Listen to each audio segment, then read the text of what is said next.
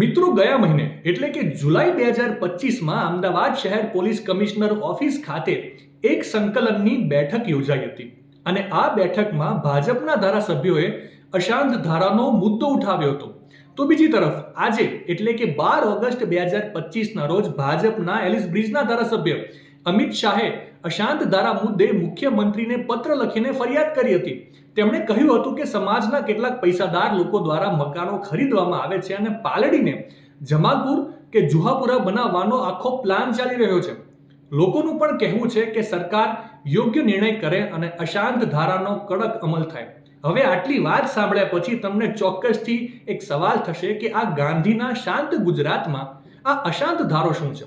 તો ચાલો ત્યારે આખી બાબત હું તમને વિગતવાર સમજાવું. તો એવા અશાંત વિસ્તારો કે જ્યાં કોમી તોફાનો કે રમખાણો થવાના કિસ્સા બનતા હોય તેવા વિસ્તારોમાં શાંતિ રહે તથા કોઈ એક ચોક્કસ સમુદાયના લોકોની વસ્તી ખૂબ વધી જાય અને જનસંખ્યા વિષયક સંતુલન ખોરવાય ત્યાં વસનારા લોકોની મિલકતની તમામ પ્રકારની તબદીલી નિયંત્રિત કરતો કાયદો એટલે અશાંત ધારો. મિત્રો, આ કાયદા મુજબ રાજ્યમાં જે વિસ્તારમાં આ ધારો લાગુ કરાયો હોય છે ત્યાં કોઈ પણ પ્રોપર્ટી વેચવી હોય તો કલેક્ટરની મંજૂરી લેવી પડે છે.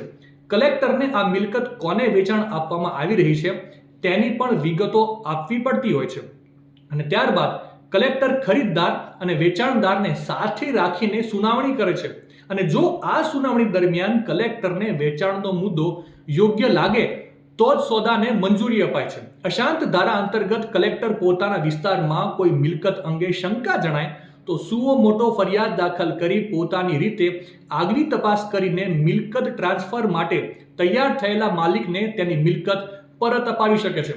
તો મિત્રો, આ હતી માહિતી અશાંત ધારાના વિગતવાર મતલબ વિશે. માહિતી સારી લાગી હોય તો રીલને વધારે શેર કરજો અને આવી જ અવનવી માહિતી માટે સંદેશ ડિજિટલ સાથે જોડાયેલા રહેજો.